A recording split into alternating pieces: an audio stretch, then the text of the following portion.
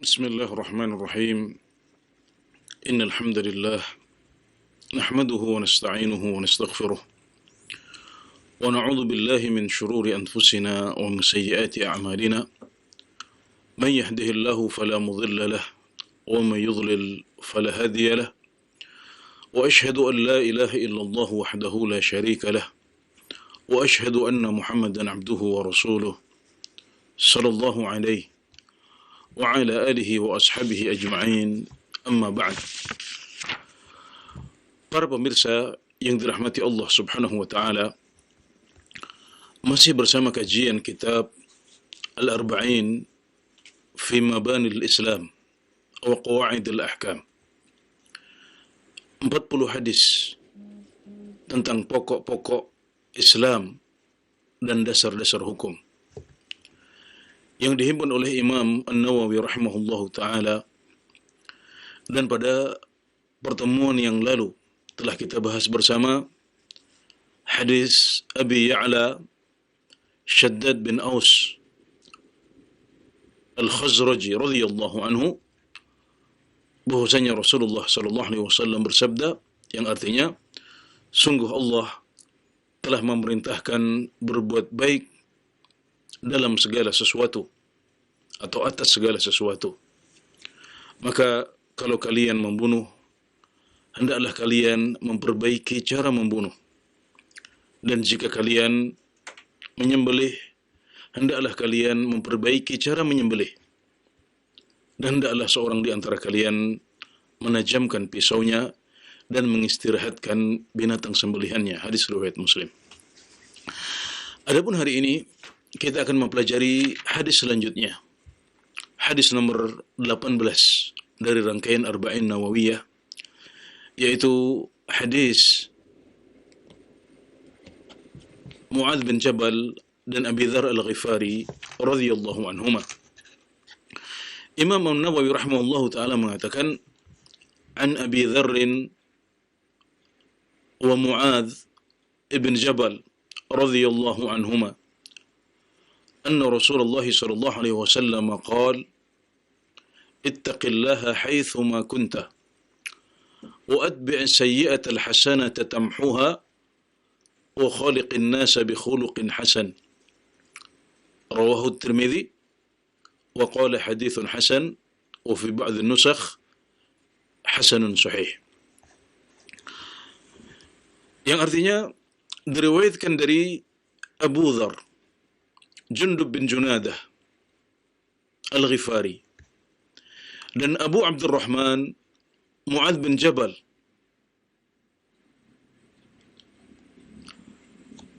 Al-Ansari, bahwasanya Rasulullah sallallahu alaihi wasallam bersabda, bertakwalah kepada Allah dimanapun engkau berada, dan ikutilah keburukan dengan kebaikan, niscaya kebaikan akan menghapuskan keburukan sebelumnya. Dan pergaulilah manusia dengan pergaulan yang baik. Hadis riwayat Tirmidzi, dan beliau mengatakan hadis hasan. Dan dalam sebagian nuskhah, dalam sebagian cetakan Sunan Tirmidzi disebutkan hasanun sahih. Ya, ini adalah sebuah hadis yang agung, sebuah hadis yang pendek tapi maknanya luas dan dalam. Sebuah hadis yang pendek tapi mengandung 3 potongan yang masing-masing berhubungan dengan hubungan kita dengan Allah Subhanahu wa taala. Potongan yang pertama terkait dengan hubungan kita kepada Allah Subhanahu wa taala. Yang kedua, bagaimana kita mengobati diri kita sendiri terkait dengan hubungan kita dengan diri kita sendiri. Dan yang ketiga, terkait dengan hubungan kita dengan sesama manusia. Jadi lengkap. Semuanya dibahas oleh hadis yang agung ini. Hadis ini diriwayatkan oleh At-Tirmidzi rahimahullahu taala, dan beliau mengatakan hadisnya adalah hadis hasan. Hasan itu levelnya sedikit di bawah sahih, tapi masih layak untuk dipakai berhujjah. Termasuk kategori hadis sahih juga. Kalau kita memakai istilah sahih secara global, ya, maka hadis hasan termasuk hadis sahih. Ya, dan bahkan di sebagian cetakan Tirmidzi atau di sebagian kopi, ya, dari manuskrip Sunan Tirmidzi disebutkan hadis ini hasanun sahih. Jadi sebagian jalannya hasan dan sebagian jalannya sahih. Maka ini adalah hadis yang kuat, hadis yang layak untuk kita jadikan hujjah. Dan hadis ini diriwayatkan oleh Imam At-Tirmidzi rahimahullahu taala dari dua orang sahabat. Yang pertama adalah Abu Dzar Al-Ghifari. Ini nama, kunyah dan gelar beliau. Abu Dzar kunyah beliau, Al-Ghifari adalah gelar beliau. Sedangkan nama beliau adalah Jundub bin Junadah. Jundub bin Junadah beliau adalah salah seorang as-sabiqun al-awwalun, termasuk orang yang pertama kali masuk Islam di Mekah, termasuk orang yang pertama kali berterus terang dengan keislamannya di Mekah. Dan beliau disebut sebagai orang yang ke-5 atau yang ke-6 yang pertama kali masuk Islam. Urutannya seperti itu. Dan beliau wafat pada tahun 32 Hijriah. Sedangkan sahabat yang kedua adalah Abu Abdurrahman. Ini kunyah beliau. Nama beliau adalah Mu'adz bin Jabal Al-Ansari. Mu'adz bin Jabal adalah salah satu sahabat yang mulia. Beliau termasuk salah satu sahabat yang paling faqih, yang paling paham halal dan haram dalam agama kita. Dan karenanya diutus oleh Rasulullah SAW ke Mekah untuk mengajari penduduk Mekah Al-Quran dan hukum-hukum Islam. Juga pernah diutus oleh beliau ke Yaman untuk berdakwah, menjelaskan Islam kepada penduduk Yaman. Dan beliau wafat pada tahun 18 Hijriah radhiyallahu anhuma. Dan kedua sahabat ini meriwayatkan dari Rasulullah SAW hadis yang agung ini. Bertakwalah kepada Allah dimanapun engkau berada. Ikutilah yang buruk dengan kebaikan, niscaya yang baik akan menghapuskan yang buruk. Dan pergaulilah manusia dengan pergaulan yang baik. Potongan pertama dari hadis ini adalah ittaqillaha haitsuma kunta. Bertakwalah kepada Allah dimanapun engkau berada. Kita diperintahkan untuk bertakwa kepada Allah Subhanahu wa taala. Apa itu takwa? Takwa secara bahasa berasal dari kata ittaqa yattaqi. Kata dasarnya adalah waqayaqi wiqayah. Ya. Ittaqa yattaqi artinya adalah melindungi diri. Kemudian waqayaqi artinya adalah melindungi. Ittaqa yattaqi artinya adalah mencari perlindungan atau melindungi diri. Sama dengan waqa juga seperti itu. Dan contohnya adalah memakai sandal. Itu disebut dalam bahasa Arab sebagai ittaqa yattaqi. Kenapa? Karena dengan memakai sandal kita melindungi diri kita dari bahaya. Dari gangguan di jalan, dari basahnya dan beceknya tanah yang kita injak, atau dari panasnya aspal yang kita lewati. Ketika kita memakai sandal, maka kita telah membuat penghalang antara diri kita, antara badan kita, persisnya antara kaki kita dengan sesuatu yang kita khawatirkan, merusak atau menyakiti kaki kita. Berarti kita bertakwa secara bahasa. Atau ketika kita memasang genting atau yang semacamnya sebagai penutup rumah yang sedang kita bangun. Dengan begitu kita sedang menghalangi diri kita dari panas dan hujan. Maka itu berarti bertakwa. Kenapa? Karena kita sedang melindungi diri kita. Demikian juga dalam agama kita secara istilah, bertakwa artinya adalah membuat penghalang antara diri kita dengan sesuatu yang kita takuti.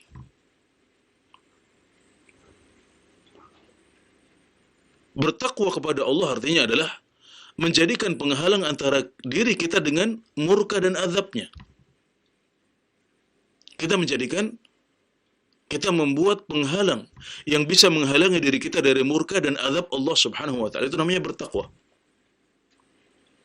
Jadi ada hubungan antara arti bahasa dengan arti istilah.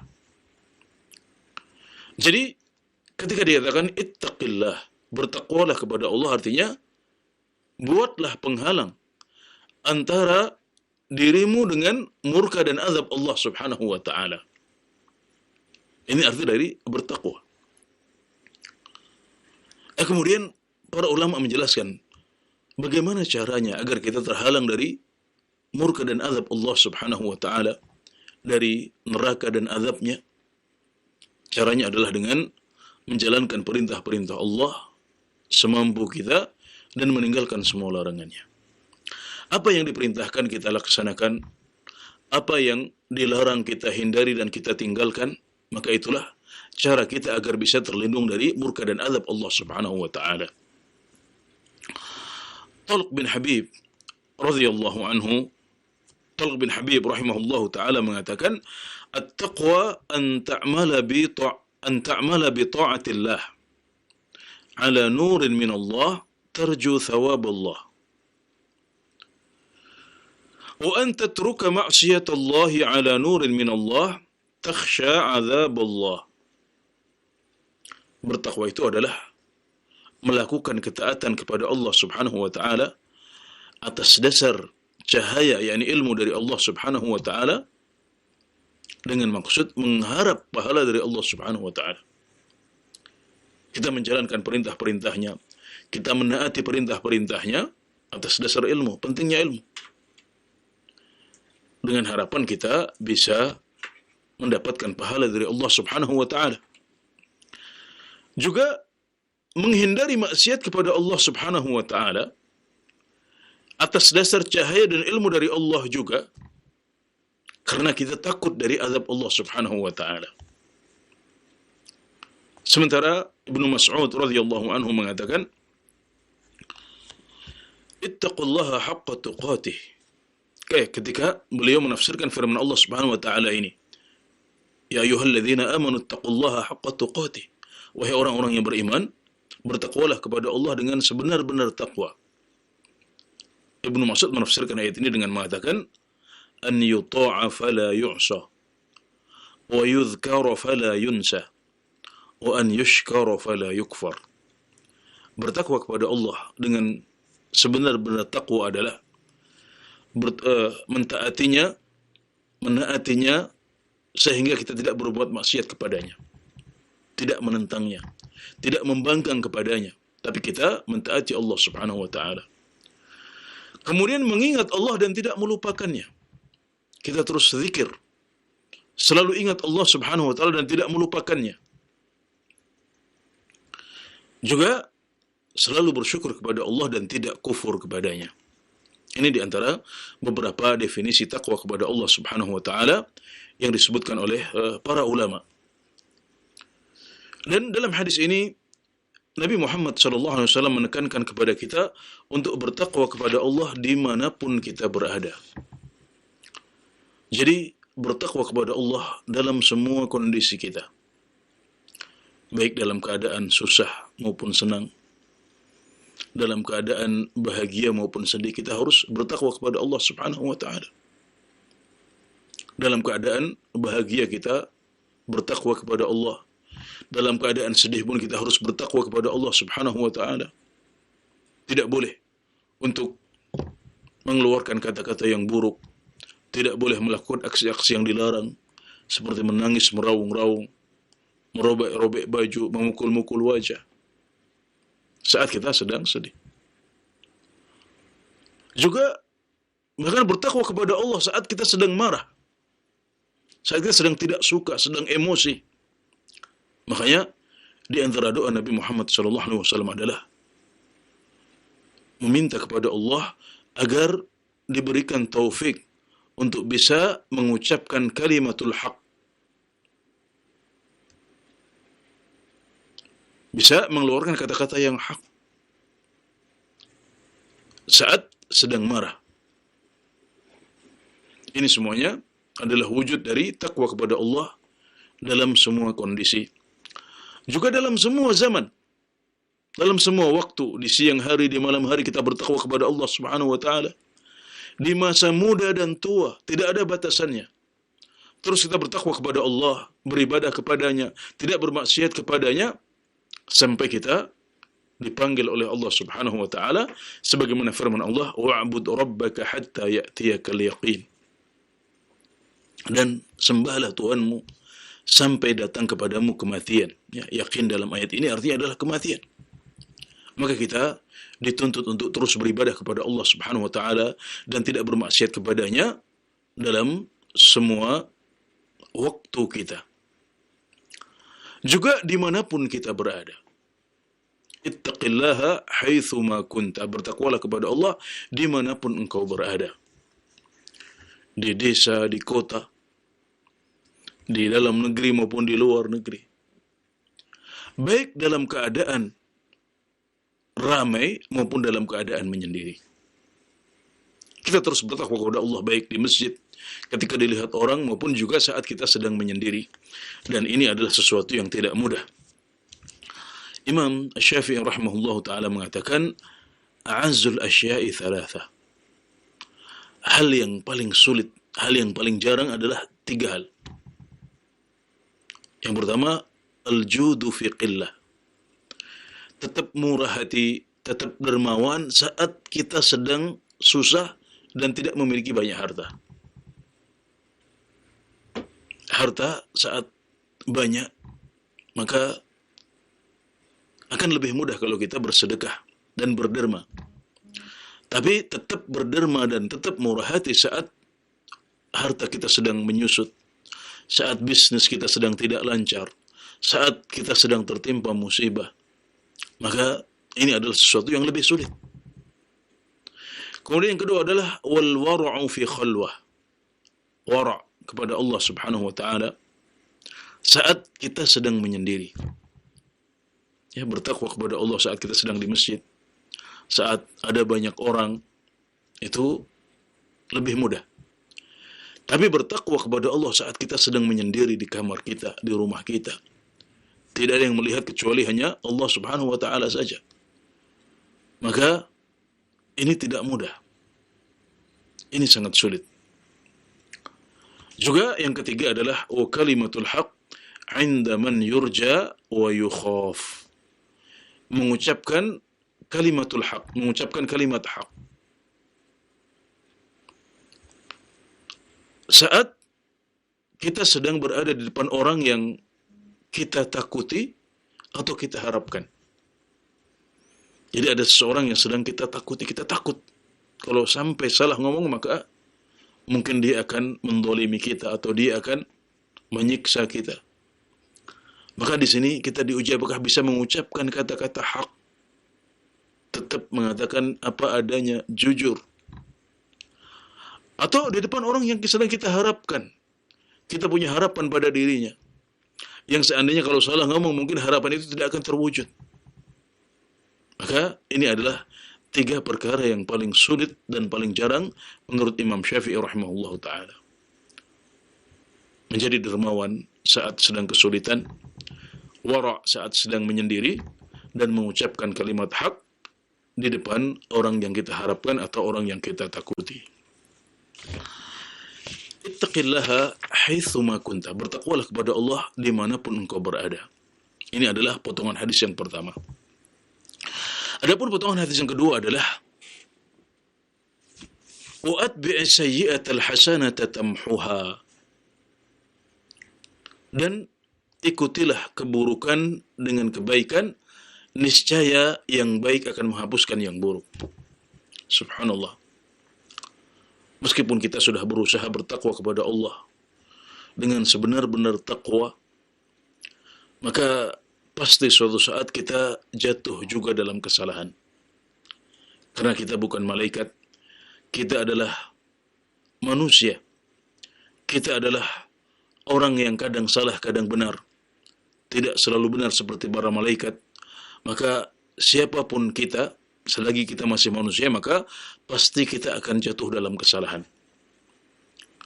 Makanya dalam agama kita, orang yang bertakwa bukanlah orang yang tidak pernah lepas dari dosa sama sekali. Orang yang bertakwa juga kadang-kadang jatuh dalam maksiat. Bahkan kadang-kadang jatuh dalam dosa besar juga. Tapi yang membedakan dengan orang-orang yang tidak bertakwa adalah orang-orang yang tidak bertakwa itu keseringan. Kalau mereka jatuh dalam maksiat, maka mereka lama-lama di situ. Mereka nyaman di situ. Mereka tenggelam di situ. Sebaliknya orang-orang yang bertakwa, sesekali mereka jatuh dalam maksiat. Bahkan kadang-kadang jatuh dalam dosa besar juga. Namun ketika mereka jatuh itu, mereka segera ingat Allah. Kemudian beristighfar dan meminta ampunan kepada Allah Subhanahu wa taala sebagaimana firman-Nya. وَالَّذِينَ إِذَا فَعَلُوا فَاحِشَةً أَوْ ظَلَمُوا أَنفُسَهُمْ ذَكَرُوا اللَّهَ فَاسْتَغْفَرُوا لِذُنُوبِهِمْ. Yaitu orang-orang yang jika mereka berbuat keji atau mendolimi diri mereka, mereka segera ingat Allah dan beristighfar, meminta ampunan kepadanya. Dan siapakah yang mengampuni dosa selain Allah? Dan mereka tidak terus-menerus berada di atas kesalahan mereka, padahal mereka mengetahui. وَالَّذِينَ إِذَا فَعَلُوا فَاحِشَةً أَوْ ظَلَمُوا أَنفُسَهُمْ ذَكَرُوا اللَّهَ فَاسْتَغْفَرُوا لِذُنُوبِهِمْ وَمَنْ يَغْفِرُ الذُّنُوبَ إِلَّا اللَّهُ وَلَمْ يُصِرُّوا عَلَى مَا فَعَلُوا وَهُمْ يَعْلَمُونَ. Ini adalah sifat orang-orang yang bertakwa. Karena di ayat sebelumnya Allah Subhanahu wa taala berfirman, "Wasari'u ila maghfiratin min rabbikum wa jannatin 'arduha as-samawati wal ard u'iddat lil muttaqin." Dan bersegeralah kalian menuju ampunan dari Tuhan kalian dan menuju surga yang lebarnya adalah seperti lebarnya langit dan bumi, yang disiapkan untuk orang-orang yang bertakwa. Jadi konteks ayat ini adalah sifat orang-orang yang bertakwa. Maka kemudian Allah menyebutkan beberapa sifat orang-orang yang bertakwa ini, kemudian akhirnya disebutkan ayat yang tadi, walladzina idza fa'alu fahishatan, sampai akhir ayat. Yaitu orang-orang yang jika mereka berbuat keji atau mendolimi diri mereka, mereka segera ingat Allah dan beristighfar, mohon ampunan kepadanya, dan mereka tidak terus-menerus berada di atas kesalahan itu, padahal mereka mengetahui. Ya, jadi orang-orang yang bertakwa, mereka tidak lepas dari dosa. Mereka juga kadang-kadang masih jatuh dalam dosa, bahkan dosa besar, karena di sini Allah berfirman, dan orang-orang yang jika mereka berbuat keji artinya adalah jatuh dalam maksiat-maksiat besar seperti zina. Atau mendolimi diri mereka, kata para ulama, artinya adalah dosa kecil. Jadi mereka kadang-kadang masih jatuh dalam dosa besar, kadang-kadang jatuh dalam dosa kecil, tapi mereka tidak lama-lama di situ. Begitu mereka jatuh, mereka segera ingat Allah Subhanahu wa taala, kemudian beristighfar, memohon ampunan kepada Allah yang Maha Pengampun dan Penyayang. Ini yang membedakan. Nabi Muhammad SAW bersabda, "Wa atbi'is sayyi'atal hasanata tamhuha." Dan ikutilah yang buruk dengan yang baik. Niscaya yang baik akan menghapuskan yang buruk. Jadi yang dimaksud dengan kebaikan di sini bisa berarti taubat kepada Allah Subhanahu wa taala. Ya. Kemudian taubat itu akan menghapuskan dosa-dosa kita. Sebagaimana sabda Nabi Muhammad SAW, "At-taibu minadz-dzanbi kaman la dzanbalah." Orang yang bertaubat kepada Allah, orang yang bertaubat dari dosanya itu seperti orang yang tidak pernah berbuat dosa. Orang yang bertaubat dari dosanya itu seperti orang yang tidak punya dosa. Jadi taubat itu akan menghapuskan semua yang pernah kita lakukan sebelum kita bertobat kepada Allah Subhanahu wa taala. Dan ini adalah anugerah yang lain dari Allah Subhanahu wa taala. Masya Allah, dalam agama kita, sebesar apapun dosa kita, sebanyak apapun dosa kita, kalau kita sudah taubat, maka Allah akan hapuskan dosa-dosa itu semuanya. Bahkan dosa syirik sekalipun. Allah Subhanahu wa taala berfirman, "Innallaha la yaghfiru an yushraka bih wa yaghfiru ma duna dzalika liman yasha." Sungguh Allah tidak akan mengampuni dosa syirik.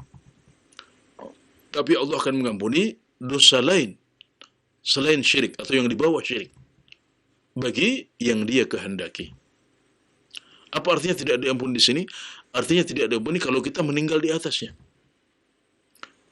Adapun kalau kita pernah berbuat syirik, kemudian Allah berikan kita umur panjang, kita kemudian setelah itu bertobat kepada Allah Subhanahu wa taala, maka Allah akan ampuni dosa itu.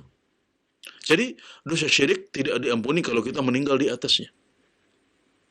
Saat kita sedang menjalankan perbuatan syirik, na'udzubillahi min dzalik, kemudian Allah cabut nyawa kita dalam keadaan seperti itu, maka itu yang tidak akan diampuni.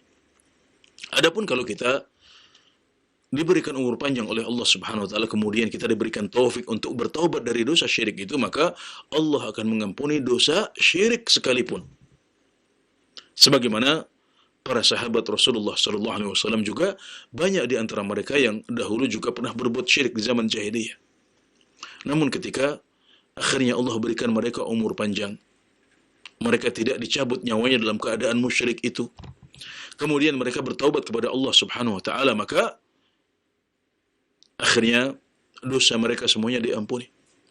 Syirik mereka pun dilebur dan diampuni oleh Allah Subhanahu wa taala. Kemudian mereka menjadi orang-orang terbaik. Dosa masa lalu mereka, syirik sekalipun, tidak menghalangi mereka untuk bisa menjadi sahabat-sahabat terbaik yang menjadi generasi terbaik umat ini. Jadi sedemikian luas ampunan Allah Subhanahu wa taala. Kalau kita bertobat kepada Allah Subhanahu wa taala setelah kita berbuat dosa, maka itu akan menghapuskan dosa-dosa kita yang telah lalu, sebesar apapun itu dan sebanyak apapun itu. Kemudian melakukan kebaikan setelah keburukan juga bisa berarti yang lebih luas. Tidak hanya taubat saja, tapi bisa juga dengan beramal soleh setelah amal yang buruk. Sebagaimana firman Allah Subhanahu wa taala, "Wa aqimis salata tarafayn nahar wa zulafan minal lail, innal hasanati yudhhibna as-sayyi'at." Dan tegakkanlah salat di dua sisi hari dan juga di waktu-waktu malam. Sesungguhnya kebaikan-kebaikan itu akan menghilangkan keburukan-keburukan. Sekali lagi, artinya, dan tegakkanlah salat di dua sisi hari. Maksudnya di dua ujung hari, di pagi dan sore hari. Juga tegakkanlah salat di waktu-waktu malam. Sesungguhnya kebaikan itu menghilangkan keburukan-keburukan. Ayat ini mengisyaratkan bahwasanya amal soleh juga menghapuskan dosa. Amal soleh itu menghapuskan dosa. Jadi kalau kita setelah kita berbuat maksiat apapun itu, kita sholat, kita sedekah, kita puasa, kita haji atau umrah, birrul walidain, berbakti kepada kedua orang tua kita, membantu tetangga, menghormati tamu, dan amal soleh yang lain. Maka amal soleh ini bisa menghapuskan dosa-dosa kita yang telah lalu. Juga yang dijelaskan oleh Rasulullah sallallahu alaihi wasallam dalam hadis sahihain dari Abu Hurairah radhiyallahu anhu, as-salawatul khams wal jum'atu ila al-jum'ah wa ramadhanu ila ramadhan mukaffiratun lima bainahun majtunibatil kaba'ir. Salat yang 5 waktu. Dari Jumat ke Jumat yang setelahnya. Dari Ramadan ke Ramadan yang setelahnya. Itu menghapuskan dosa-dosa yang terjadi di antaranya selagi dosa-dosa besar kita tinggalkan. Hadis Abu Hurairah ini menjelaskan bahwasanya amal-amal soleh seperti sholat 5 waktu yang kita lakukan, maka itu menghapuskan dosa-dosa yang terjadi di sela-sela 5 waktu itu. Orang sholat subuh, kemudian setelah itu di kantor barangkali berbuat dosa. Kemudian dia sholat duhur. Kemudian siang harinya mungkin juga berbuat dosa lagi. Sholat asar. Setelah asar juga mungkin ada dosa yang dia lakukan. Sholat maghrib. Kemudian setelah maghrib juga mungkin ada dosa-dosa yang dia lakukan. Kemudian dia sholat isya. Kemudian di malam hari juga ada dosa yang dia lakukan. Maka sholat 5 waktu ini akan menghapuskan dosa-dosa yang terjadi di antara waktu-waktu sholat itu. Juga Ramadan yang satu dengan Ramadan yang lain. Ada 11 bulan yang lain yang membatasi Ramadan yang satu dengan Ramadan yang lain. Dan dosa-dosa kita di situ bisa dihapuskan dengan amalan kita di bulan Ramadan. Juga Jumat yang satu dengan Jumat yang lain. 7 hari atau 6 hari antara satu Jumat dengan Jumat yang lain itu bisa terhapuskan kesalahan-kesalahan kita di situ karena sholat Jumat yang kita lakukan. Allahu Akbar. Tapi dengan syarat majtuni batil kabair, selagi dosa-dosa besar kita tinggalkan. Jadi kalau kita berusaha untuk menghindari dosa-dosa besar, tidak melakukan dosa-dosa besar, maka dosa-dosa kecil ini akan terhapuskan oleh amalan-amalan kita. Itu syaratnya. Maka ini yang membedakan antara taubat dengan amal soleh. Para ulama menjelaskan bahwasanya amal soleh hanya menghapuskan dosa-dosa kecil saja. Jadi kalau kita kadang-kadang masih jatuh dalam dosa-dosa kecil, kita sudah berusaha tapi masih kesulitan untuk menghindarinya, atau kita sudah berusaha tapi sesekali masih jatuh pula. Kalau kita berusaha untuk menjauhi dosa-dosa besar, maka insya Allah amal soleh kita ini akan menghapuskan semua dosa kecil itu. Adapun dosa besar, maka dia hanya bisa dihapuskan dengan taubat. Dosa besar harus dihapuskan dengan taubat. Jadi dia tidak bisa dihapuskan dengan amalan-amalan yang kecil. Dia tidak bisa dihapuskan dengan amalan-amalan soleh. Tapi satu-satunya cara untuk bisa menghapuskan dosa besar adalah dengan bertaubat kepada Allah Subhanahu wa taala. Wa atbi'is sayyi'atal hasanata tamhuha, dan ikutilah keburukan dengan kebaikan, niscaya kebaikan akan menghapuskan keburukan. Kebaikan di sini bisa berarti taubat, bisa berarti lebih luas, yaitu amal-amal soleh yang menghapuskan dosa-dosa kita yang telah lalu. Sedangkan potongan hadis yang ketiga adalah wa khaliqin nasa bi khuluqin hasan, dan pergaulilah manusia dengan pergaulan yang baik. Dalam berislam, kita tidak hanya dituntut untuk soleh secara pribadi saja. Islam menuntut kita untuk soleh secara pribadi dan juga soleh secara sosial. Tidak hanya soleh dan baik dalam hubungan kita dengan Allah Subhanahu wa taala dan diri kita sendiri, tapi kita juga harus baik dalam hubungan kita dengan sesama manusia. Sebenarnya potongan hadis yang ketiga ini, wa khaliqin nasa bi khuluqin hasan, dan pergaulilah manusia dengan pergaulan yang baik, dia juga termasuk takwa. Karena takwa adalah menjalankan perintah-perintah Allah. Dan akhlak yang baik, pergaulan yang baik juga diperintahkan oleh Allah Subhanahu wa taala. Maka ini adalah penyebutan secara khusus setelah penyebutan secara umum.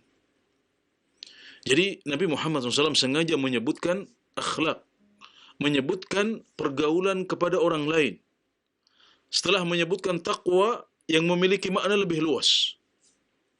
Kenapa? Karena pentingnya aspek ini, aspek akhlak ini sangat penting. Jadi disebut secara khusus oleh Nabi Muhammad SAW. Juga untuk mengingatkan, karena ada sebagian orang yang menyangka bahwasanya takwa itu yang penting baik hubungannya dengan Allah Subhanahu wa taala. Ketika dikatakan ittaqillaha haitsu ma kunta, bertakwalah kepada Allah dimanapun engkau berada, maka yang terbersit di benak sebagian orang adalah salat, haji, ya, zakat, puasa, ibadah-ibadah yang sifatnya terkait hubungan kita dengan Allah Subhanahu wa taala. Mungkin sebagian orang tidak berpikir bahwasanya bertakwa kepada Allah juga bentuknya dengan berbuat baik kepada sesama dan tidak menyakiti mereka.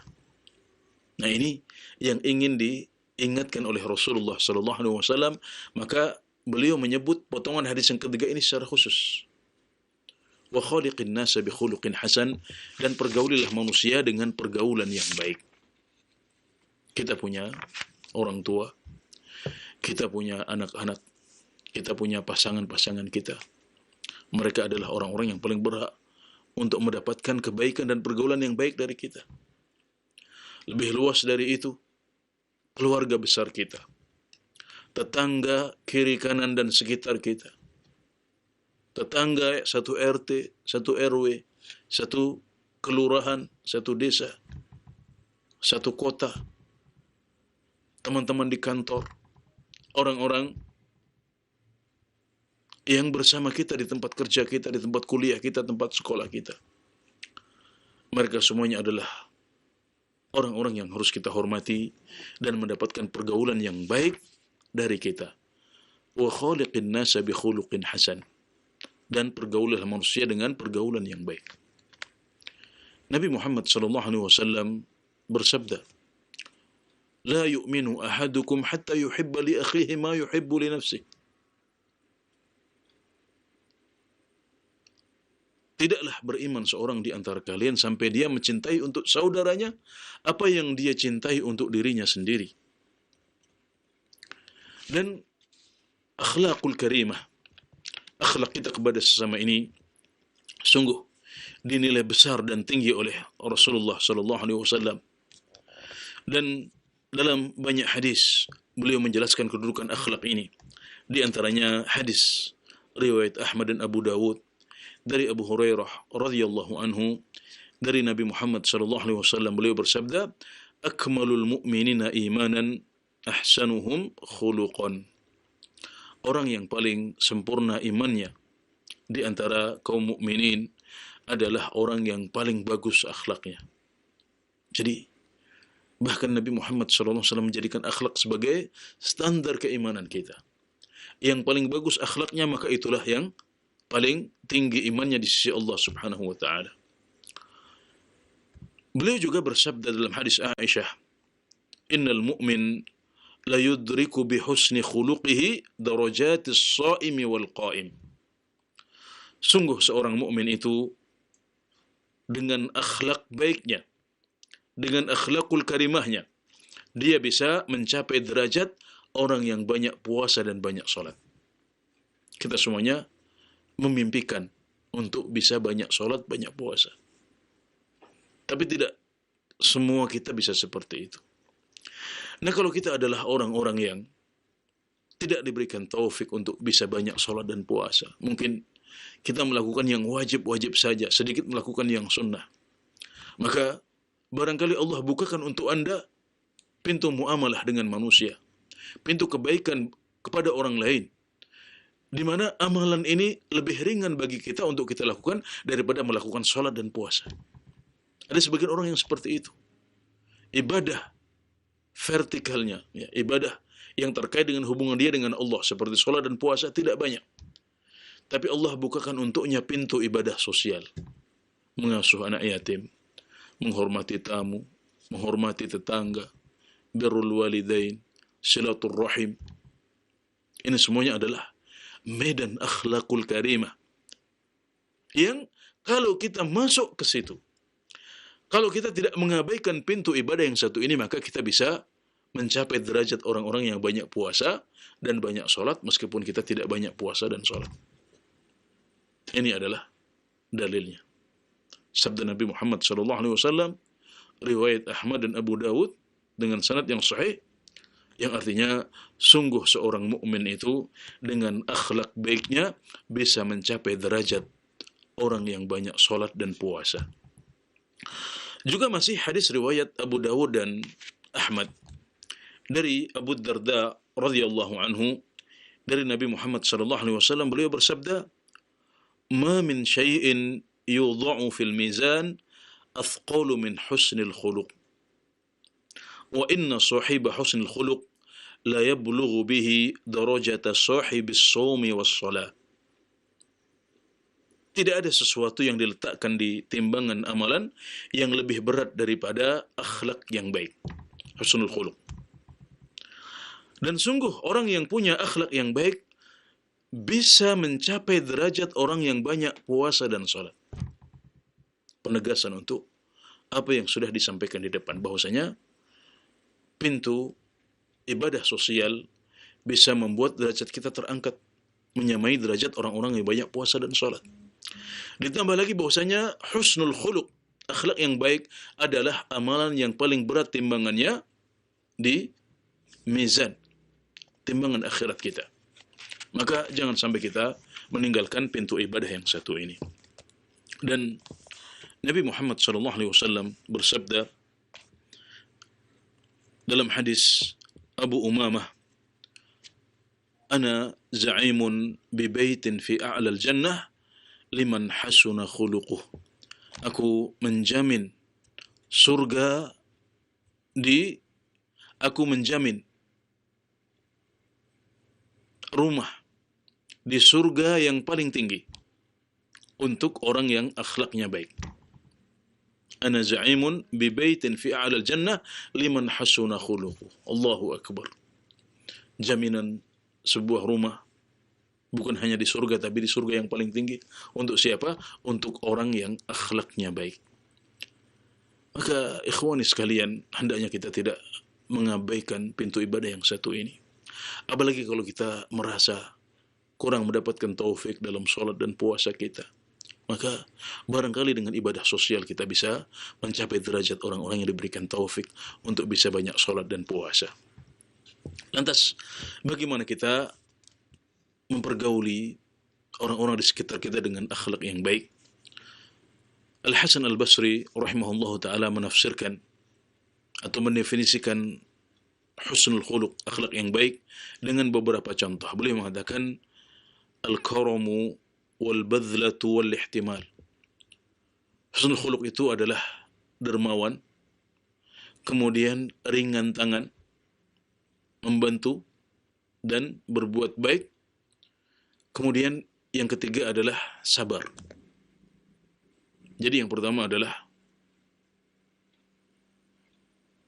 dermawan, yang kedua adalah ringan tangan, yang ketiga adalah ihtimal, yaitu sabar atas gangguan orang lain. Ini adalah husnul khuluq.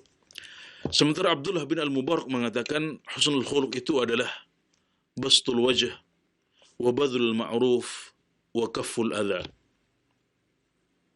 Ya,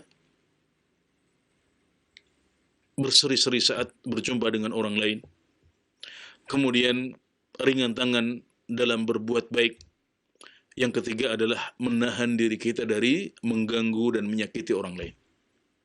Ini adalah husnul khuluq, contoh-contohnya. Sebagian ulama lagi menafsirkan bahwasanya akhlak yang baik itu adalah 4. Yang pertama adalah kadhmul ghaidhi lillah, menahan amarah karena Allah Subhanahu wa taala. Yang kedua, izharut talaqah wal bishr illa lil mubtadi'i wal fajir, menampakkan wajah yang cerah dan berseri-seri kecuali untuk ahlul bid'ah dan para pelaku maksiat. Yang ketiga, wal afwu 'aniz zallin illa ta'diban atau iqamata haddin, memaafkan orang-orang yang salah kecuali dalam bentuk hukuman atau menegakkan had. Jadi memaafkan orang lain. Tapi ada sebagian orang yang kadang-kadang perlu untuk dihukum. Ini kalau dibiarkan dia akan mengganggu yang lain lagi. Dia akan terus bohong, dia akan terus menyakiti orang lain. Maka kadang-kadang kita perlu untuk menghukum dia atau menegakkan hukuman atas orang tersebut. Yang keempat adalah waqaful adha an kulli muslimin aw mu'ahadin illa taghyira munkarin wa akhdhan bimadlamatin limazlumin min ghairi ta'addin. Yang keempat adalah menahan gangguan, ya, tidak mengganggu orang lain, tidak menyakiti muslim atau bahkan muahad orang non-muslim tapi dilindungi dalam negara kita. Tidak boleh kita menyakiti mereka kecuali dalam bentuk taghyir munkar, ya. Mungkin kadang-kadang kita saat merubah kemungkaran, mengingkari maksiat yang ada, kita harus menyakiti hati sebagian orang. Enggak apa-apa kalau seperti itu. Atau kita menyakiti mereka karena ingin membalaskan orang yang terzalimi. Jadi ada orang yang mendolimi kita, maka kita boleh untuk membalas tanpa berlebihan. Tentunya pembalasan ini akan menyakiti mereka. Sebatas itu saja. Maka ini beberapa contoh akhlakul karimah yang disebutkan oleh para ulama yang saya harapkan bisa membantu kita untuk memahami seperti apa akhlakul karimah dan pergaulan yang baik kepada orang lain yang diperintahkan oleh Nabi Muhammad SAW dalam potongan hadis yang ketiga. Dari apa yang telah disampaikan kita bisa menyimpulkan bahwasanya hadis ini adalah hadis yang sangat agung. Hadis yang pendek tapi maknanya sangat luas dan dalam. Maka tidak heran kalau Imam Nawawi rahimahullah ta'ala memilih hadis ini menjadi hadis nomor 18 dalam rangkaian Arba'in Nawawiyah yang berisi hadis-hadis pokok dalam agama Islam dan hadis-hadis yang penting dalam hadis-hadis paling penting dalam hukum Islam. Dari hadis yang agung ini kita bisa simpulkan beberapa hal. Yang pertama adalah perintah untuk bertakwa kepada Allah dimanapun kita berada. Yang kedua adalah makna dari takwa kepada Allah. Takwa kepada Allah artinya adalah menjalankan perintah-perintah Allah semampu kita dan meninggalkan semua larangannya. Dan dengan begitu kita bisa terhindar dari azab dan murka Allah Subhanahu wa taala. Ini arti takwa. Sebagian ulama menambahkan takwa juga harus mengandung dua unsur yang lain. Yaitu yang pertama, tasdiquhu fima akhbar. Mengimani apa yang disampaikan oleh Allah Subhanahu wa taala berupa kabar-kabar. Karena perintah dan larangan adalah aspek hukum. Masih ada satu aspek lagi dalam agama kita, yaitu aspek kabar, kabar berita. Seperti kabar tentang umat-umat terdahulu, tentang nabi-nabi terdahulu yang disebutkan dalam Al-Quran. Atau kabar-kabar gaib tentang surga, neraka, malaikat, jin, ruh. Juga kabar tentang kejadian-kejadian akhir zaman nanti yang disebutkan dalam Al-Quran maupun dalam hadis-hadis sahih. Kita harus mengimani semua itu, dan ini termasuk takwa kepada Allah Subhanahu wa taala. Juga yang selanjutnya juga adalah wa alla yu'badallaha illa bima syara'. Tidak beribadah kepada Allah kecuali dengan cara yang telah diajarkannya. Jadi kalau kita mau beribadah kepada Allah, kita harus beribadah dengan ibadah yang diajarkan oleh Allah. Juga dengan cara yang diajarkan oleh Rasulullah sallallahu alaihi wasallam. Ini juga termasuk bagian dari takwa. Kemudian yang kedua, kita dituntut untuk yang ketiga adalah kita dituntut untuk bertakwa kepada Allah dimanapun kita berada, kapanpun kita berada, dan dalam kondisi apapun semuanya. Dan ini adalah sesuatu yang sangat berat, sebagaimana dijelaskan oleh Imam Syafi'i rahimahullah ta'ala, ya, terutama bertakwa saat kita sedang menyendiri. Ini adalah sesuatu yang sangat berat, tapi mudah bagi orang yang berikan taufik dan kemudahan oleh Allah Subhanahu wa ta'ala. Pelajaran yang selanjutnya, perintah untuk mengikuti keburukan dan dosa dengan kebaikan. Setelah kita berbuat dosa, maka kita harus segera bangkit, segera ingat Allah, kemudian mengikuti keburukan itu dengan kebaikan. Yang selanjutnya, makna dari kebaikan setelah keburukan. Kebaikan setelah keburukan bisa berarti taubat kepada Allah, istighfar kepadanya, juga bisa berarti lebih luas, yaitu melakukan amal-amal soleh yang bisa menghapuskan dosa-dosa yang sebelumnya yang sudah kita lakukan. Pelajaran yang selanjutnya, bahwasanya kebaikan-kebaikan yang kita lakukan akan menghapuskan dosa-dosa yang telah lalu. Jika kebaikan ini adalah taubat, maka itu bisa menghapuskan semua dosa, baik yang besar maupun yang kecil. Adapun kalau kebaikan yang kita lakukan adalah berupa amal-amal soleh, maka amal soleh ini hanya bisa menghapuskan dosa-dosa kecil saja, sedangkan dosa-dosa besar tidak bisa dihapuskan kecuali dengan taubat kepada Allah Subhanahu wa taala. Pelajaran yang selanjutnya, perintah perintah untuk mempergauli orang lain dan manusia pada umumnya dengan pergaulan yang baik. Pelajaran yang selanjutnya, bahwasanya akhlakul karimah adalah termasuk amalan yang sangat penting untuk diperhatikan. Dia adalah pintu ibadah sosial yang tidak boleh diabaikan, dan dia adalah amalan yang paling berat yang akan bisa membuat timbangan amalan kebaikan kita lebih banyak daripada timbangan amalan keburukan kita, insyaallah. Para pemirsa sekalian, ini adalah beberapa pelajaran penting yang bisa kita petik dari hadis yang agung ini.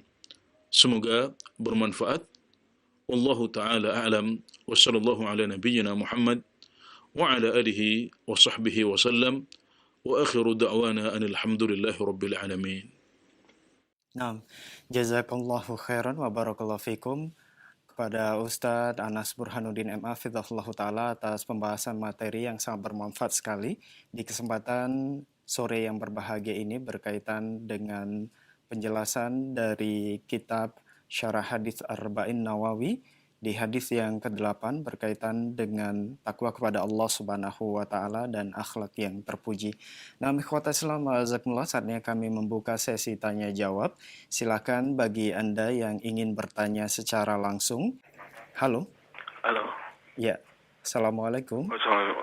Assalamualaikum Ustaz. Waalaikumsalam warahmatullahi wabarakatuh. Dengan Bapak siapa di mana? Ahmad di Tangerang. Pak Ahmad silakan.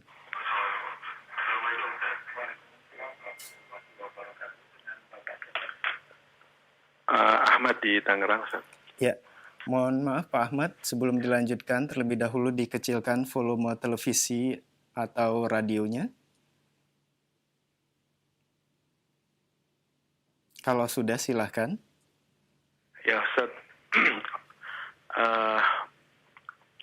Anda mau bertanya. Ya. Kalau setiap manusia kan ada berbuat dosa maksiat di masa lalu. Cuman di kadang waktu kita sendiri gitu ya, suka teringat ya dengan teman-teman yang sama-sama berbuat maksiat, dengan apa segala macam, sehingga apakah itu suatu hukuman atau bagaimana cara menghilangkannya. Yang anak ini kan ya setiap ini kita istighfar gitu ya. Tapi kadang pada waktu manusia dalam keadaan hati turun misalkan, ada satu kesenangan yang sepertinya waduh gitu ya. Nah itu dengan istighfar itu cukup nggak itu Ustaz? Gitu. Alhamdulillah memang tidak dilakukan lagi, cuman kan terbayang terus itu demikian Ustaz. Mohon nasihatnya, jazakallah khairan. Wa iyyakum wa barakallahu fikum. Baik. Nah, tafadhol Ustaz. Ya, jatuhnya seorang hamba dalam maksiat sebenarnya adalah hukuman dari Allah Subhanahu wa taala. Karena masalah akhirat ya, atau musibah dalam akhirat itu adalah musibah yang lebih besar. Dan kita saat jatuh dalam maksiat, kita kadang tidak sadar bahwasanya Allah sedang menghukum kita. Saat kita tidak bisa bergerak untuk sholat jamaah, saat kita jatuh dalam dosa-dosa yang lain, sebenarnya itu adalah hukuman dari Allah Subhanahu wa taala. Akibat dari dosa-dosa kita sebelumnya. Ya. Seperti itu. Jadi kita kadang-kadang baru merasa mendapatkan musibah ketika kita mengalami musibah-musibah duniawi. Harta kita hilang, bisnis kita bangkrut, ya mungkin rumah kita terkena bencana. Di situ kadang orang baru merasa bahwasanya oh ini adalah hukuman dari Allah Subhanahu wa taala. Ini salah.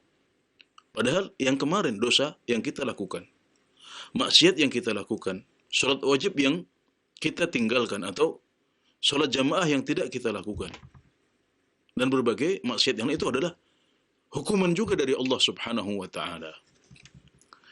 Namun alhamdulillah ya, pintu rahmat Allah sangat luas. Pintu ampunan Allah Subhanahu wa taala dibuka sepanjang waktu. Allah Subhanahu wa taala membentangkan tangannya di malam hari agar para pelaku maksiat di siang hari bertaubat kepadanya.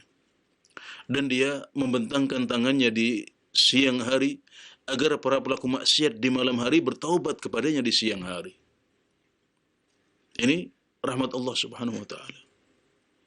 Dan sebesar apapun dosa kita, sebanyak apapun dosa kita, maka itu akan diampuni. Maka kalau kita sudah taubat, maka yang lalu-lalu itu sudah ditutup oleh Allah Subhanahu wa taala. Kita seperti bayi yang baru lahir. Ini adalah sebuah rahmat yang sangat luas. Di sebagian agama kalau kita mau taubat itu ribet. Ya, harus bayar ini, harus bayar itu, harus melakukan hal-hal yang banyak. Tapi dalam agama kita cukup dengan bertaubat kepada Allah Subhanahu wa taala, dalam arti menyesali apa yang telah lalu. Kemudian bertekad untuk tidak akan melakukan lagi dosa tersebut di masa yang akan datang. Beristighfar atas apa yang telah lalu. Kemudian bertekad untuk tidak melakukannya lagi, maka ini sudah cukup di sisi Allah Subhanahu wa taala. Tentunya ditambah dengan mengembalikan hak orang lain jika dosa kita berhubungan dengan hak orang lain. Jadi alhamdulillah ya, pintu maghfirah dan ampunan dari Allah Subhanahu wa taala sangat luas, maka jangan sampai kita berkecil hati dengan dosa-dosa kita yang telah lalu. Kemudian kalau kadang-kadang kita masih ingat, ya kadang-kadang ingin lagi, ya itu memang manusiawi. Karena memang dosa-dosa dan maksiat ini dibuat lezat dan nikmat. Karenanya Nabi Muhammad SAW bersabda, "Wa huffatin naru bisyahawat." Dan jalan menuju neraka dipenuhi dengan syahwat. Hal yang bisa memenuhi syahwat kita, memenuhi kehausan jiwa kita. Kenikmatan-kenikmatan duniawi yang lezat itu, maksiat-maksiat sifatnya seperti itu. Maka benar kalau seperti dikatakan oleh Bapak tadi, bahwasanya kita kadang-kadang masih merasa pengen kembali lagi ke sana, pengen mengenyam lagi kenikmatan itu. Itu manusiawi. Dan yang perlu kita ketahui adalah bahwasanya jalan maksiat, jalan kelezatan satu-satunya bukanlah maksiat. Artinya maksiat bukanlah jalan satu-satunya untuk bisa meraih kenikmatan. Ini yang penting. Jelas maksiat itu lezat. Dan setan pasti akan terus menggoda kita. Ya, setan jin maupun manusia. Setan jin akan terus membisik-bisikkan di hati kita. Setan manusia bisa berupa teman-teman kita dahulu. Akan terus mengajak, telepon lagi, menghubungi lagi. Diajak ke dosa kita yang telah lalu. Itu sangat mungkin terjadi. Maka yang penting untuk kita camkan dalam diri kita adalah menyadari bahwasanya jalan kenikmatan dan kelezatan di dunia bukan cuma maksiat-maksiat tadi itu. Kita harus ingat bahwasanya sholat kita, puasa kita, sedekah kita, haji umrah kita, birrul walidain kita, silaturahim kita. Ini amal soleh, ini semuanya bisa memberikan kelezatan seperti kelezatan maksiat. Saya berbicara tentang kelezatan dunia. Bahkan lebih nikmat dan lebih lezat daripada kelezatan maksiat itu sendiri. Abu Sulaiman Ad-Darani rahimahullahu taala mengatakan, "Wa ahlu ta'ati fi ta'atihim aladzu min ahli al-ma'siyati fi ma'siyatihim." Para pelaku ketaatan mendapatkan kelezatan yang lebih dahsyat, yang lebih nikmat daripada kelezatan yang dirasakan oleh para pelaku maksiat. Ya, pelaku maksiat jelas mereka mendapatkan kelezatan. Kita tahu itu. Tapi ingat juga bahwasanya para pelaku ketaatan mendapatkan kelezatan juga. Berupa apa? Berupa hati yang tenang. Ya, kenikmatan ibadah yang bisa kita rasakan. Saat kita keluar dari masjid, saat kita berbuka puasa, saat kita membaca Al-Quran, saat kita berzikir, kita merasakan ada ketenangan jiwa, ketenangan batin. Dan ini adalah kelezatan yang hakiki. Kelezatan yang sejati, yang awet. Sementara kelezatan maksiat itu sifatnya semu. Ya, sebentar, kemudian setelah itu akan menjadi resah, gundah gulana. Tidak hakiki. Nah, kalau kita ingin kelezatan yang hakiki, jalannya adalah jalan ketaatan. Kita bisa mendapatkan kelezatan dunia, seperti kelezatan maksiat, bahkan lebih dari kelezatan maksiat. Nah, kalau kita sudah menemukan ini, maka insya Allah kita akan punya gantinya. Ketika suatu saat dirayu lagi, digoda lagi untuk kembali kepada maksiat yang lama, kita akan tinggalkan. Alhamdulillah, Allah sudah berikan kita taubat. Allah sudah berikan kita taufik untuk bisa meninggalkan dosa-dosa itu. Adapun kelezatan yang dulu pernah kita rasakan tergantikan dengan ibadah-ibadah dan ketaatan kita kepada Allah Subhanahu wa taala, silahkan dicoba ya. Jika demikian insya Allah kita akan lebih kuat untuk menahan godaan-godaan setan, baik dari kalangan jin maupun dari kalangan manusia. Demikian, semoga mencerahkan. Nah, jazakallahu khairan wa barakallahu fikum Ustaz atas jawaban yang disampaikan. Semoga bermanfaat untuk penanya Pak Ahmad yang berada di Tangerang dan beberapa penanya lainnya yang bertanya dengan pertanyaan yang sama. Nah, ikhwatal Islam jazakumullah, masih kami buka kesempatan bagi Anda yang ingin bertanya secara langsung. Halo. Halo. Ya. Assalamualaikum. Waalaikumsalam warahmatullahi wabarakatuh. Dengan Bapak siapa di mana? Dengan Bapak Junaidi di Pandeglang. Pak Junaidi di Pandeglang ya? Ya. Dikecilkan terlebih dahulu Pak, volume televisi atau radionya. Ya. Kalau sudah silakan.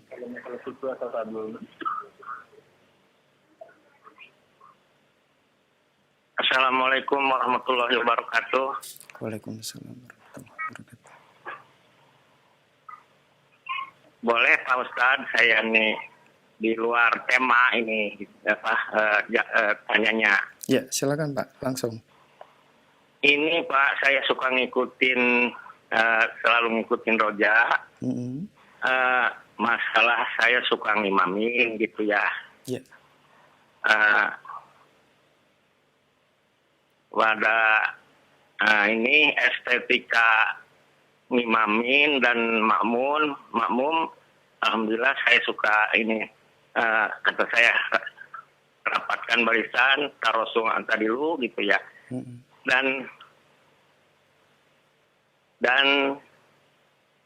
bagaimana gitu ya kalau ngimamin duhur sama asar gitu, bacaan apa, surat apa yang harus dibaca gitu. Soalnya saya kadang-kadang belum pernah dengar dari Roja pun gitu. Baik, Bapak. Hanya dengar sekitar 100 ayat katanya itu ya. Kata saya 100 ayat panjang. Dan Nabi katanya sampai barangkali lupa gitu. Jadi menyesuaikan bagaimana gitu supaya makmum nggak bosan gitu. Baik. Nggak jenuh gitu, nggak terlalu lama gitu. Baik, berarti yang ditanya ini tentang bacaan di sholat duhur dan asar ya Pak? Iya, duhur dan asar gitu, bacaan apa gitu yang pendek gitu. Baik. Assalamualaikum warahmatullahi wabarakatuh. Waalaikumsalam warahmatullahi wabarakatuh. Tafadhol Ustaz. Bapak yang kami hormati, kami doakan semoga Allah Subhanahu wa taala memberikan taufik kepada Bapak untuk bisa mengemban amanah sebagai imam masjid dan penggiat dakwah di masyarakat Bapak di Pandeglang, Banten ya. Kedudukan tersebut adalah kedudukan yang sangat mulia ya. Menjadi imam adalah sebuah posisi yang sangat dihormati dalam agama kita. Maka hendaknya kita terus berusaha untuk mendalami ilmunya sehingga nanti kita benar-benar menjadi imam yang selamat di hadapan Allah Subhanahu wa taala dan juga diridhoi dan dicintai oleh jamaah kita di masjid. Makanya para ulama menjelaskan bahwasanya syarat ya paham hukum-hukum salat adalah syarat mutlak. Memang yang disebutkan dalam hadis Nabi Muhammad SAW, syarat imam itu yang dikedepankan adalah yang paling banyak hafalannya. Tapi Ibnu Hajar Al-Asqalani rahimahullah ta'ala menyebutkan bahwasanya syarat paham hukum solat, ya, hukum solat jamaah, ya, yang umum, yang wajib-wajib, ini adalah syarat mutlak. Jadi kalau ada orang yang banyak hafalannya tapi dia tidak paham hukum solat jamaah yang wajib-wajib, maka dia tidak berhak untuk menjadi imam, karena solat jamaah juga membutuhkan fikih, ya, membutuhkan pemahaman agama yang baik. Maka hendaknya kita juga berusaha untuk terus belajar, ya. Dan apa yang ditanyakan oleh Bapak adalah dalam rangka itu, insya Allah.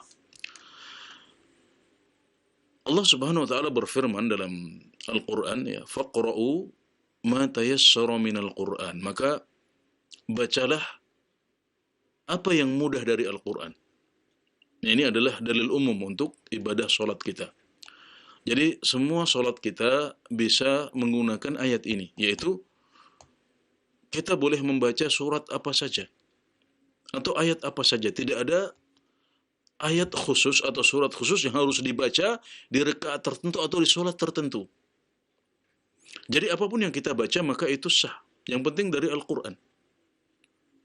Maka kita membaca di rakaat yang pertama, ya, surat Al-Fatihah, kemudian ditambah dengan satu surat atau beberapa ayat setelah Al-Fatihah. Di rakaat yang kedua juga seperti itu. Rakaat yang ketiga cukup membaca Al-Fatihah saja. Rakaat keempat kita cukup membaca surat Al-Fatihah saja. Secara umum seperti itu.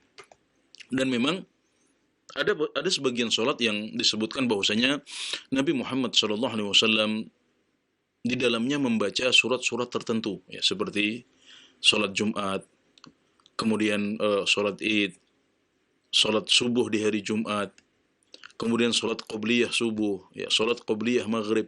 Ini adalah beberapa salat yang memiliki dalil khusus tentang surat apa yang dibaca. Tapi perlu diketahui bahwasanya tidak semua salat seperti itu. Dan sepanjang pengetahuan saya untuk salat zuhur dan asar, ya, tidak ada surat khusus atau ayat khusus yang biasa dibaca oleh Rasulullah SAW. Maka kita kembali ke hukum yang umum, yaitu silahkan membaca surat apa saja atau ayat apa saja. Tapi yang penting untuk dicatat adalah seperti yang sudah disinggung oleh Bapak di pertanyaan, kita jangan sampai membaca surat yang terlalu panjang untuk masyarakat kita, untuk jamaah kita. Kita harus menyesuaikan dengan kesiapan mereka. Salat di masjid kampung tidak sama dengan salat di pesantren. Di pesantren mungkin santri-santri sudah terbiasa membaca surat yang panjang. Mereka menikmati itu. Di kampus agama Islam juga seperti itu. Tapi salat di masjid kampung maka kita harus menyesuaikan dengan kesiapan mereka. Dan kalau membaca terlalu panjang maka itu tidak boleh. Mu'adz bin Jabal pernah membaca terlalu panjang, maka beliau dimarahi oleh Rasulullah SAW. Maka kita menyesuaikan dengan kemampuan mereka. Kalau memang mereka terbiasa membaca surat-surat pendek, ya, yang seperti Qul ya ayyuhal kafirun atau li'ilafi Quraisy wattini wazzaitun, maka kita membaca itu. Dan tidak masalah nanti perlahan-lahan kita tambah, ya. Setelah jamaah masjid mulai terbiasa, ya, dengan bacaan yang lebih panjang, terutama di salat Isya, di salat subuh kita agak panjangkan. Nanti mereka lama-lama akan terbiasa.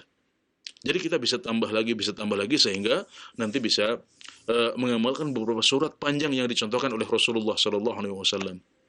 Seperti di sebagian salat seperti Sabbihisma rabbikal a'la, hal ataka hadithul ghashiyah, ya, surat Al-Munafiqun, surat Jumat. Kita bisa amalkan itu di masjid kita.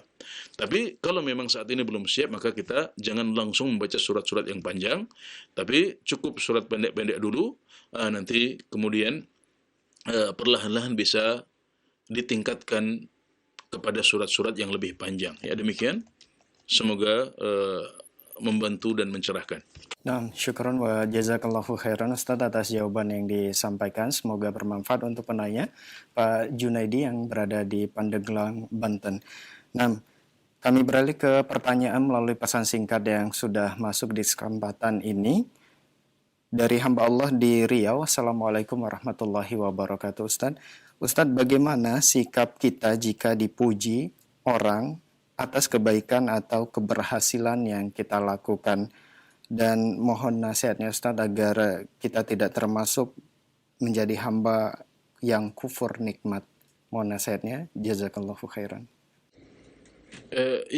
Pujian yang diberikan oleh orang lain, ini adalah sesuatu yang positif, ya, dan tidak masalah kita bergembira dengan pujian itu, karena Nabi Muhammad SAW ditanya oleh seorang sahabat, wahai Rasulullah, aku melakukan suatu amalan karena Allah, kemudian orang-orang memujiku karena amalan itu. Maka beliau mengatakan, tilka ajilu busyrul mu'min, itu adalah kabar gembira bagi seorang mukmin yang disegerakan.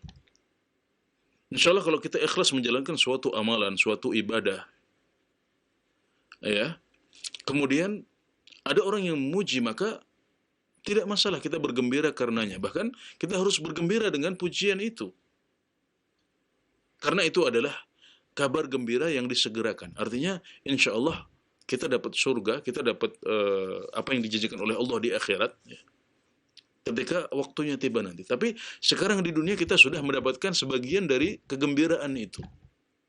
Sebagian dari nikmat itu sudah disegerakan berupa pujian, dan hati kita semuanya senang dengan pujian. Maka kata beliau, tilka ajilu busyrul mu'min, itu adalah kabar gembira yang Allah berikan.